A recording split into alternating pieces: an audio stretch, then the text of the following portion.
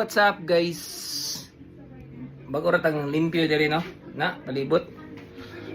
It takes tanan puno na. It takes almost 30 minutes to clean this office.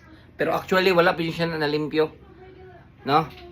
Baygon pa na nato ko lang pagbayg. So kani ako i-share ninyo guys. Ano siya? Oh, see? Naka full charge na to ang atong battery, buntag pa sayo. Atong load is kanara. Wala na atong load.